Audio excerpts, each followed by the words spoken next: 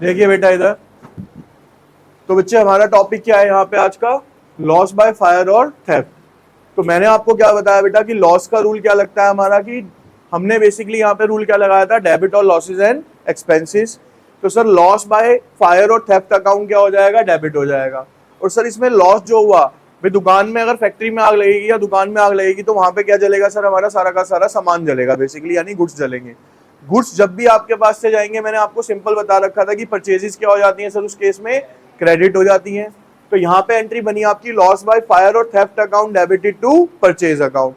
अब अगली कंडीशन समझो क्या है कि sir if goods were not insured, अगर जो गुड्स में आग लगी है या हमें लॉस हुआ है वो हमने उसका इंश्योरेंस नहीं करवा रखा था, यानी सर हमने कोई भी इंश्योरेंस क्लेम उसका नहीं लिया हुआ था। इसको ऐसे समझो, आपने बेटा एक गाड़ी ले रखी है, अगर आपने इंश्योरेंस करा रखा है, भगवान ना करे उसका एक्सीडेंट हो जाता है, तो उसका जो भी रिपेयर कॉस्ट आएगा या जो भी खर्चा आएगा वो इंश्योरेंस कंपनी पे करेगी, या तो पूरे तरीके से पे करेगी या उसमें से कुछ अमाउंट देगी, कुछ अमाउंट नहीं देगी।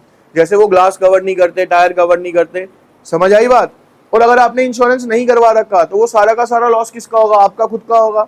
तो अगर मैंने बेटा यहाँ पे इंश्योरेंस नहीं करवाया हुआ था, दैट मीन्स ये जो पूरा का पूरा लॉस हुआ है ये किसका हो गया, फर्म का हो गया। उस केस में सिर्फ और सिर्फ ये एक सिंगल एंट्री ही होगी, ठीक है। जब हमारे गुड्स का इंश्योरेंस नहीं है तो एक सिंपल एंट्री हो जाएगी, लॉस बाय फायर और theft account debited to purchase account. यहां तक क्लियर। अब इसके बाद कंडीशन क्या आती है वो आपको खुद ही समझ आ गई होगी, क्या sir, if goods were insured, कि सर हमने गुड्स की क्या करा रखी है, इंश्योरेंस करवा रखी है। तो बेटा इसका प्रोसेस होता है एक, देखो क्या होगा, जब भी आपका कोई लॉस होगा तो पहले आप क्या करोगे, एक फाइल क्रिएट करोगे और कहां पे सबमिट करोगे, अपनी इंश्योरेंस कंपनी के पास, कि जी हमारी दुकान में या हमारे बिजनेस में ऐसे ऐसे लॉस हो गया है, आप इसको सबमिट करवाओगे। यानी ये स्टेप बोला जाता है क्लेम करना। हम क्या कर रहे हैं अब यहाँ पे, क्लेम जा रहे हैं, किसके पास आ रहे हैं हम, इंश्योरेंस कंपनी के पास। तो बेटा ये जो लॉस हुआ है, जब मैं इंश्योरेंस कंपनी के पास लेके जाऊंगा तो ये लॉस किसके ऊपर पड़ेगा, अब जाके इंश्योरेंस कंपनी पे पड़ेगा ना। तो इसकी एंट्री देखना बेटा क्या होती है, insurance company account debited to loss by fire और थेफ्ट अकाउंट। अब इसका लॉजिक समझ लो सर, ऐसा हुआ क्यों। अब बेटा जो लॉस का पैसा मैंने किससे लेना है, इंश्योरेंस कंपनी से। तो बिजनेस के लिए जो इंश्योरेंस कंपनी है इस टाइम पे क्या बन गई, डेटर बन गई ना, कि हमने उससे पैसे लेने हैं। और सर जो डेटर होते हैं हमारे, वो हमारी क्या होती है सर, असेट्स होती है। और सर जब असेट्स बढ़ती है तो वो क्या होती है सर, हमारी डेबिट हो जाती है। समझ आई कि इंश्योरेंस कंपनी क्यों डेबिट हुआ, क्योंकि सर अब हमने अपना लॉस उसके ऊपर डाल दिया, हम उससे कह रहे हैं कि अब आप हमें क्या करो, एक तरीके से पैसे पे करना। कितने करेगी वो आगे कंडीशन में देखेंगे। तो अभी हमारा लॉस किसके ऊपर चला गया बेटा, एक तरीके से इंश्योरेंस कंपनी पे। अब लॉस यहाँ क्रेडिट क्यों हुआ सर, यहाँ डेबिट हो रहा था। डेबिट क्यों हो रहा था, मेरा लॉस था। अब जब वो लॉस खत्म करूंगा तो डेबिट को खत्म करने के लिए क्या करेंगे सर, हम उसको क्रेडिट करेंगे। किसको क्रेडिट कर दिया हमने, इंश्योरेंस कंपनी को देके कर दिया। अब अगर इसकी एक्चुअल एंट्री देखना चाहोगे ना बेटा, बहुत दिमाग लगाना थोड़ा सा, इन और इन एंट्री को ना आपस में देखते हैं। यहाँ पे लॉस बाय फायर अकाउंट क्या हो रहा है बेटा, डेबिट, और यहाँ पे क्या हो रहा है बेटा ये। तो अगर डेबिट और क्रेडिट का क्या होता है बेटा, आपस में कैंसिलेशन हो जाता है। अब अगर एंट्री में देखूं तो क्या बची, insurance company account debited to purchase account. और एक्चुअल में यही हो रहा है भाई। हुआ क्या, अगर प्रोसेस समझू तो क्या हुआ कि सर दुकान में लॉस हुआ था, मैंने किसको डाल दिया, इंश्योरेंस कंपनी को दे दिया। लेकिन इसका करने का क्या है बेटा, एक प्रोसेस होता है। पहले आप इस लॉस को इस एंट्री के थ्रू दिखाओगे, फिर अगले स्टेप के अंदर क्या करोगे, आप उसका क्लेम लोगे। अब क्लेम के अंदर भी आपके पास क्या आ जाएंगी सर, दो सिचुएशंस आ जाएंगी। क्या, अगर आपको फुल क्लेम मिल जाता है, कितना क्लेम मिल जाता है यहाँ पे, फुल क्लेम। अब फुल क्लेम का लॉजिक समझना, हम एंट्री लेते हैं, ये लॉस बाय फायर मान के चलते हैं, हमें कितने का हुआ था, 50,000 रुपए का। तो यहां पे भी एंट्री क्या हो गई होगी सर, 50,000 से ही हो गई होगी। यहां तक क्लियर। अब हमें सारा का सारा क्या हुआ, फुल क्लेम का मतलब है कि जो मेरा पूरा 50,000 का लॉस हुआ था वो कंपनी ने मेरे को दे दिया। तो जब कंपनी मेरे को क्लेम देगी तो पैसा आएगा या जाएगा, आएगा सर। जब पैसा आएगा तो डेबिट होगा क्रेडिट होगा सर, डेबिट होगा। तो सर यहां पे एंट्री क्या हो जाएगी अब मेरी, बैंक अकाउंट डेबिटेड कितना, 50,000। बैंक अकाउंट ही क्यों आएगा यहाँ पे, आपने कैश क्यों नहीं लिखा? क्योंकि बेटा जितने भी ऐसे काम होते हैं इंश्योरेंस कंपनियां किसी से रिलेटेड, वो किसके थ्रू होते हैं? हमारे बैंक के थ्रू होते हैं। तो एंट्री किसके थ्रू होगी? यहाँ पे बैंक के थ्रू होगी। अब सर क्रेडिट क्या होगा? बेटा पैसे लेने किससे थे?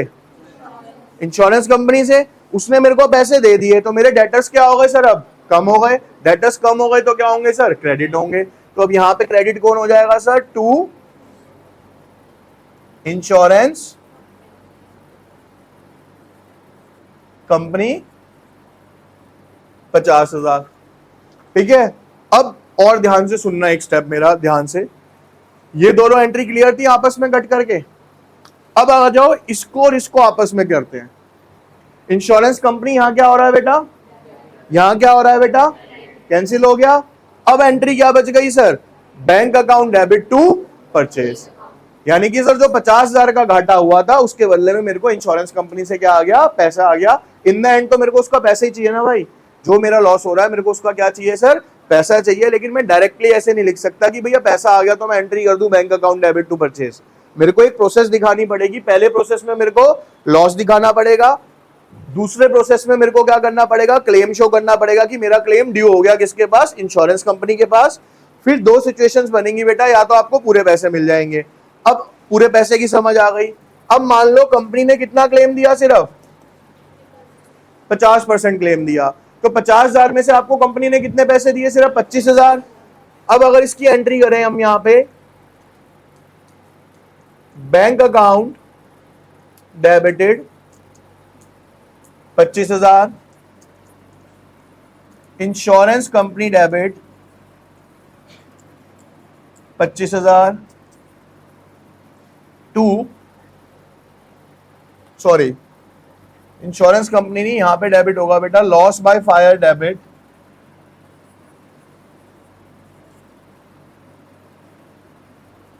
To insurance company 50,000। अब अगर मैं इस एंट्री में देखूं ना तो हुआ क्या बेटा? अगर नॉर्मल सेंस में सोचूं, सर 50,000 की लॉस हुआ था, 25,000 का मेरे को मिल गया, और एक्चुअल लॉस कितना बचा मेरा? सिर्फ 25,000 का। वो कहां पे शो कर दिया आपने? लॉस बाय फायर अकाउंट में शो कर दिया। ठीक है। अब देखो ये ना पूरी एक प्रोसेस है। देखो एक क्वेश्चन और मैं आपको ना यहाँ पे अगले करके दिखाता हूं। यहां देखो, सपोज करो बेटा यहां पे एंट्री है goods of ₹20,000 loss due to theft, 30% claim received. 20,000 रुपए के गुड्स लॉस हुए थे चोरी की वजह से, जिसमें से 30% मेरे को रिसीव हो गया। तो बेटा पहली एंट्री मैंने आपको क्या बताई कि आपको पहले पूरा का पूरा लॉस शो करना पड़ेगा। उसकी एंट्री क्या होगी sir? Loss by theft account debit by 20,000 to purchase account. यहां पे नरेशन में आप लिख सकते हैं being loss due to theft. ठीक है। अब इसके बाद सेकेंड एंट्री क्या बताई? सर इंश्योरेंस क्लेम तो है ना। अगर मान लो इंश्योरेंस क्लेम नहीं होता तो एक एंट्री हो जाती, खत्म हो जाता क्वेश्चन। अब सर इंश्योरेंस क्लेम है तो सेकंड स्टेप क्या है कि सर पहले आपको क्लेम मांगना है किससे? इंश्योरेंस कंपनी से। यानी ये जो लॉस हुआ है किसके ऊपर डालना है आपने? इंश्योरेंस कंपनी पे। तो आप एंट्री क्या करोगे? Insurance company account, insurance company के आगे ना अकाउंट मत लगाना, डेबिट कितना? To loss by theft account 20,000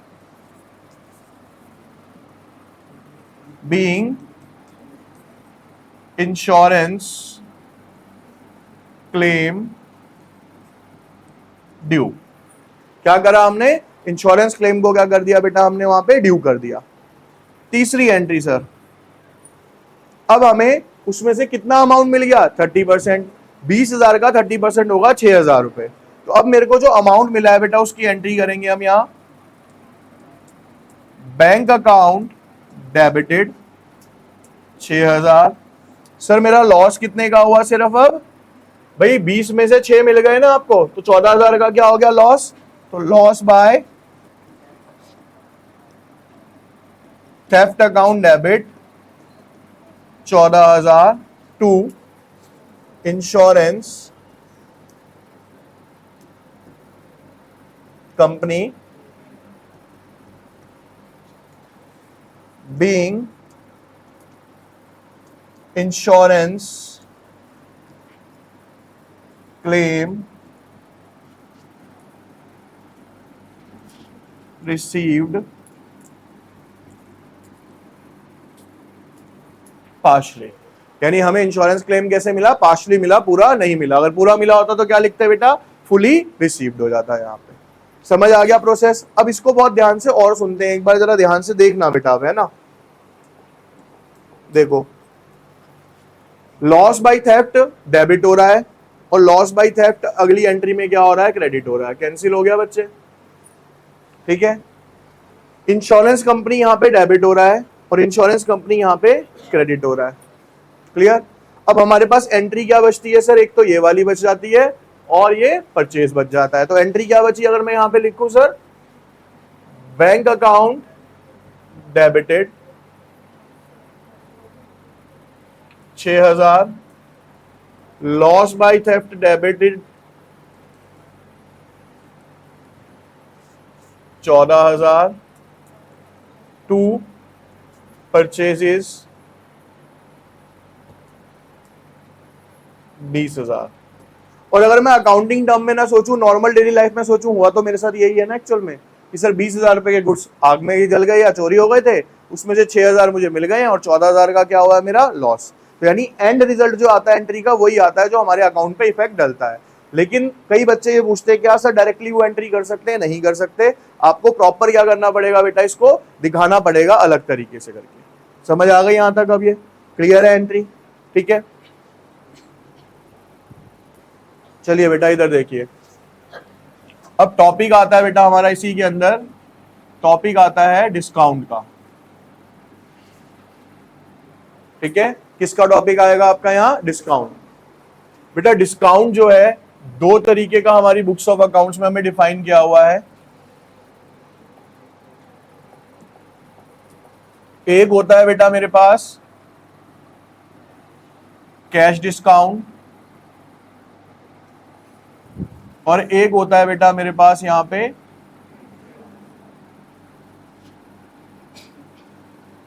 trade discount.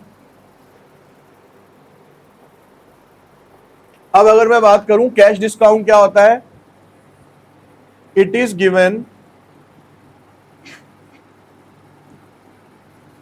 To increase cash transactions. मतलब क्या है सर, बेटा आप सबको पता है, जो भी बिजनेस कर रहा होगा ना उसे पता है कि ज्यादातर जो माल देते हैं ना, हम सामान देते हैं, गुड्स देते हैं, वो क्रेडिट पे ही जाते हैं हर कंपनी के। अब कंपनी को ये पता है, एग्जांपल समझना जरा ध्यान से। कंपनी ने, एक कंपनी है बच्चे यहां पे एबीसी लिमिटेड, ठीक है बेटा। उसने क्या करा, 1 लाख का गुड्स किसी को बेचा, मान लो वो थी सी लिमिटेड, 1 लाख का गुड्स, और उनके बीच में टर्म कंडीशन थी कि वो 3 महीने का क्या लेगा, इनसे क्रेडिट पीरियड लेगा। क्या लेगा, 3 महीने का क्रेडिट पीरियड ले रहा है। क्रेडिट पीरियड मतलब उसने कहा कि मैं आपको 3 महीने के अंदर अंदर क्या कर दूंगा, पेमेंट कर दूंगा। अब इसने ये गुड्स लिए थे सपोज करो 1 अप्रैल 2024 को, क्लियर है।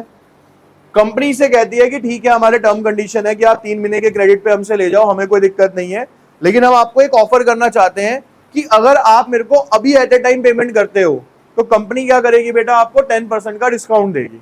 10% का क्या दे देगी कंपनी आपको उस पे। अगर मैं 10% के डिस्काउंट की बात करूं तो वो कितना हो गया सर, तो आपको सिर्फ अभी अगर आप प्रेजेंट में पैसे देके जाते हो तो आपको कितने रुपए देने पड़ेंगे, 90,000 रुपए देने पड़ेंगे। अब हमें क्या समझ में आएगी सर, कंपनी तो बेवकूफ है, इसका मतलब 10-10,000 रुपए का डिस्काउंट बांट रही है। बेटा कंपनी बेवकूफ नहीं है। मार्केट रेट ऑफ इंटरेस्ट की अगर बात करोगे ना, जिसपे बिजनेस चल रहा है आज भी 2 से 3% का है। कितना है? 2 से। कंपनी ने 1 लाख रुपए का सामान आपको दे दिया, आप 3 महीने बाद उसे पेमेंट करोगे। अगर मैं 3% का मोटा मोटा ब्याज पकड़ता हूं तो 1 लाख पे 3% का ब्याज कितना होगा? 3,000। वो आपको पेमेंट कितने महीने बाद करेगा सर? 3 महीने बाद। तो 3 महीने का इंटरेस्ट कितना हो गया? 9,000। क्या वो आपको इंटरेस्ट देगा? नहीं, वो तो आपको 1 लाख रुपया देगा ना। तो कंपनी को पता है कि मेरा पैसा वो यूज करेगा एक तरीके से। तो कंपनी चालाक होती है, उसे पता है, तो वो कहती है कि अगर आपकी कैपेसिटी है और आप मेरे को कैश में दे सकते हो।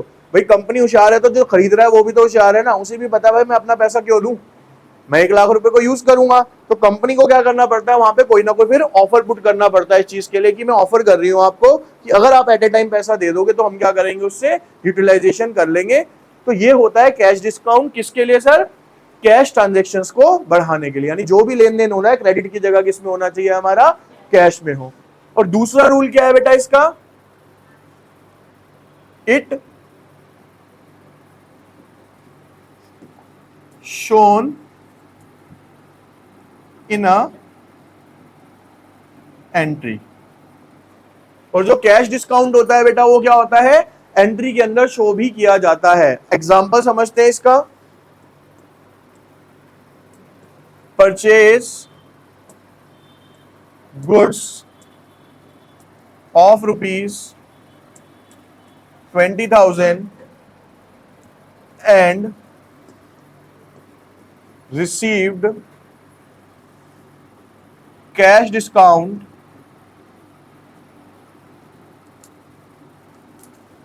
at the rate of 10%।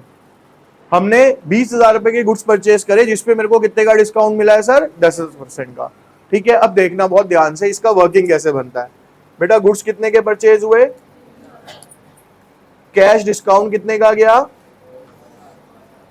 2,000 का 10% के हिसाब से, है ना।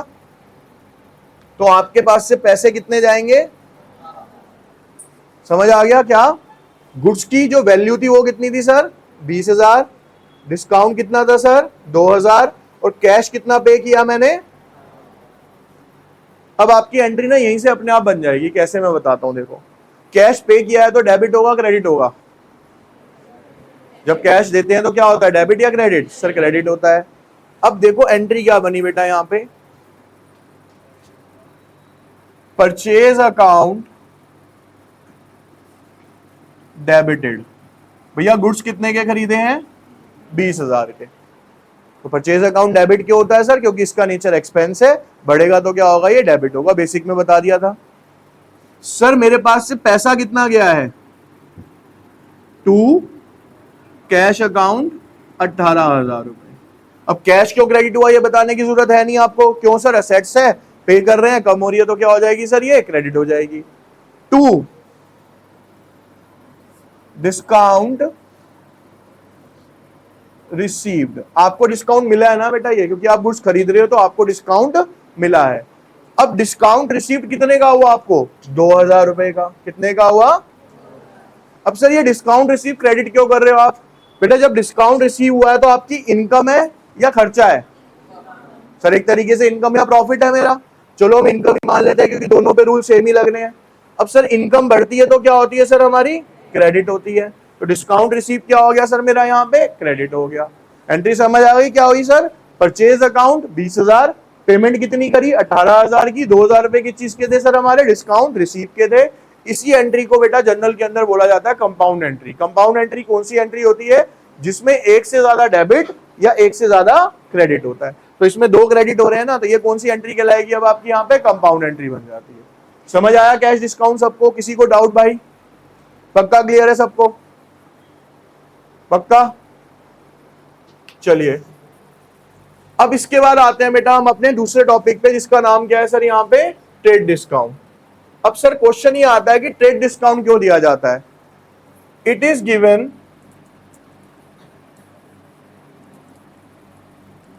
To increase the trade।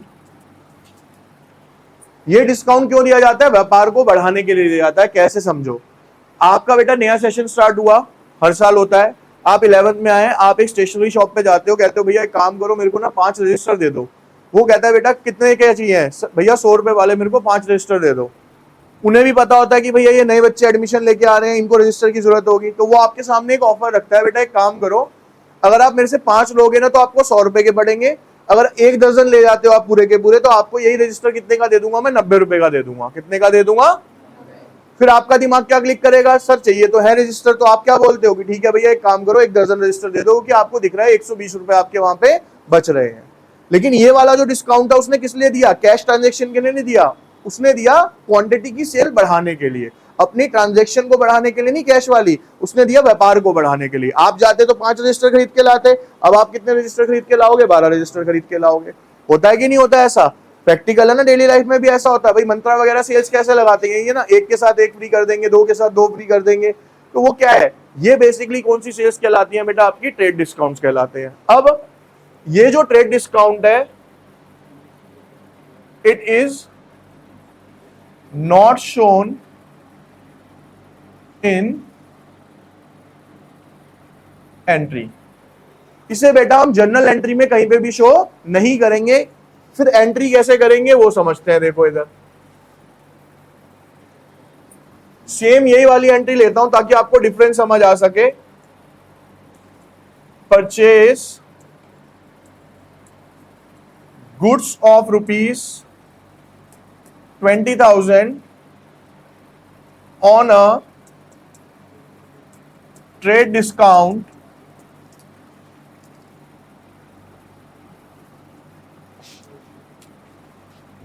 At the rate of 10%। अब इसकी एंट्री क्या होगी भाई? कैलकुलेशन तो यही होगी सर कि 20,000 का गुड्स था, 2,000 रुपए का डिस्काउंट माइनस हो गया, पैसे कितने गए मेरे पास से? 18,000 रुपए गए। अब इसमें जो एंट्री होगी ना बेटा, एंट्री पे फर्क देखना क्या आएगा? Purchase account debited to cash account 18,000। यानी वो जो डिस्काउंट माइनस किया जाएगा वो कहां पे किया जाएगा? आपकी वर्किंग में किया जाएगा, एंट्री के अंदर वो शो नहीं होगा।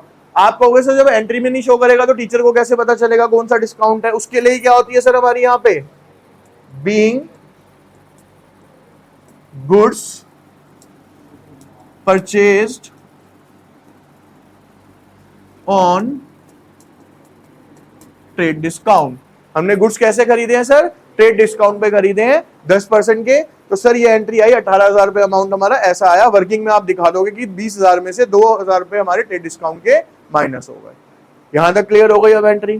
तो दोनों में बेसिक डिफरेंस क्या है सर? उसमें वो डिस्काउंट शो किया जाएगा, इसमें वो डिस्काउंट शो। अब एक और डाउट आता है, सर ये तो आपने एंट्री बताई जब हमें डिस्काउंट मिलता है, हमेशा मिलेगा ही थोड़ी हमें डिस्काउंट।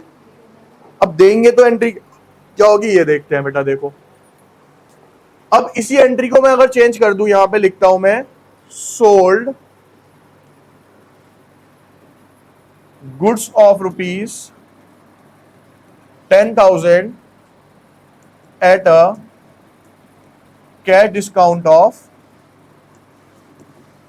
10%। अब मैंने 10,000 रुपए के गुड्स बेचे हैं तो पैसा मिलेगा, जब बेचेंगे तो पैसा मिलेगा। अब देखो यहां पे बेटा ध्यान से, ये वाला जो डिस्काउंट था ना, ये वाला डिस्काउंट कौन सा था जो आपको? अब यहां पे देखो वर्किंग बना रहा हूं, 10,000 रुपए के गुड्स हैं, उस पे कैश डिस्काउंट है आपका 10% का, 1,000 आ जाता है बेटा। आपके पास कितने हो गए यहां पे कैश क्या किया था मैंने? पे किया था। कैश क्या किया था? लेकिन जब मैं माल बेचूंगा तो कैश क्या करूंगा? मैं रिसीव करूंगा। तो यहां पे कैश क्या हो रहा है सर मेरे पास? और सर यहां पे जो डिस्काउंट है ये क्या हो रहा है सर? पेड हो रहा है। यहां पे डिस्काउंट हम पे नहीं बोलते इसको, बेसिकली इसको बोलते हैं बेटा हम अलाउ। क्या बोलते हैं हम? ये डिस्काउंट रिसीव था, ये क्या है सर? डिस्काउंट अलाउड है। अब इसकी एंट्री कैसे बनेगी वो देखते हैं बेटा। देखो मेरे को पैसा क्या हो रहा है सर? रिसीव हो रहा है ना। तो जब कैश रिसीव होता है तो क्या होता है? डेबिट होता है सर। तो cash account cash account debited 9,000 to sales. Sir हमें पता है क्या होती है, हमेशा क्रेडिट होती है। 10,000 का गुड्स बेचा था, पैसे कितने मिले सर मेरे को 9,000, तो 1,000 कहां गया सर, डिस्काउंट जो अलाउ किया है। अब ध्यान से सुनना, अभी मेरी बात पूरी है। Discount allowed debited. अब इसके रूल्स पे बात करते हैं। देखो बेटा, कैश हमारी असेट्स थी, हमें रिसीव हुई, बढ़ गई, तो क्या हो गई सर, डेबिट।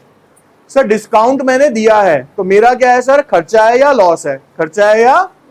तो सर अगर कोई खर्चा बढ़ता है तो वो क्या होता है सर, डेबिट होता है। सेल सर हमारा क्या होता है, रिवेन्यू होता है। रिवेन्यू बढ़ रहा है, रिवेन्यू बढ़ता है तो सर क्या होता है, यहाँ पे क्रेडिट होता है। एंट्री क्लियर हो गई। अब कैसे बनी है, ठीक है कि सर जब बेटा देखो जनरल का एक प्लस पॉइंट पता है क्या, जब वो उसे कर लेते हो ना पूरा, तो आपको रियलाइज भी हो जाता है कि हाँ ठीक करी है। जब तक नहीं समझ आ रही, जब तक नहीं आ रही, अब देखो ये करते ही आपको खुद कोई अननोन बंदा भी आएगा ना, वो देखेगा, उसे समझ आ जाएगी ये चीज क्या कि जी 10,000 का माल बिका था, 9,000 आ गए, 1,000 का हमने डिस्काउंट दे दिया। अब अगर यही सेम एंट्री कैसे हो बेटा, इधर हो, sold goods of rupees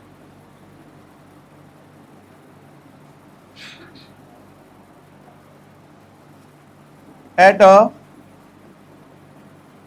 trade discount of. तो बेटा 20,000 का 5% कितना होगा, 1,000। तो आप कैश कितना रिसीव करोगे यहां पे, 19,000। भाई पैसा कितना आएगा हमारे पास सर, 19,000 आएगा। तो सिंपल एंट्री बन जाएगी सर क्या, cash account debited 19,000 to sales account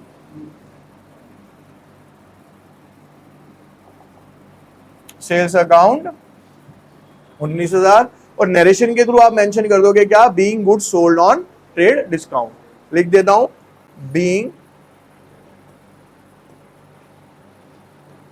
goods sold on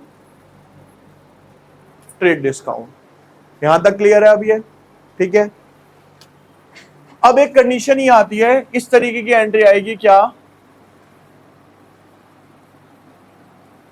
purchase goods of rupees 50,000 on 1 April 2024,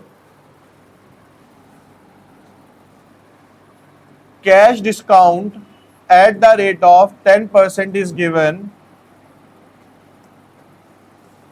if the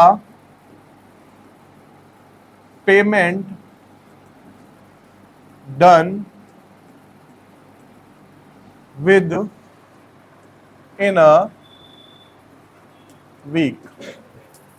और जो पेमेंट आपको हुई है बेटा, मान लो वो हुई है 10/4/2024 को। अब यहां कंडीशन क्या थी सर, कैश डिस्काउंट मिलेगा, 50,000 रुपए के गुड्स परचेज किए हैं, लेकिन मिलेगा कब, जब आप उसकी पेमेंट 1 हफ्ते के अंदर अंदर कर देते हो। आपने गुड्स कब खरीदा था सर, 1 अप्रैल को। पेमेंट कब कर रहे हो सर आप, 10 अप्रैल को। तो क्या 1 हफ्ते के अंदर पेमेंट हुई, नहीं हुई, तो यानी इसके ऊपर कोई डिस्काउंट। यही पेमेंट अगर आपने कर दी होती मान लो 5 तारीख को, कितनी तारीख को, तो ये एंट्री पे क्या मिलता फिर आपको बेटा, यहां पे कैश डिस्काउंट मिलता।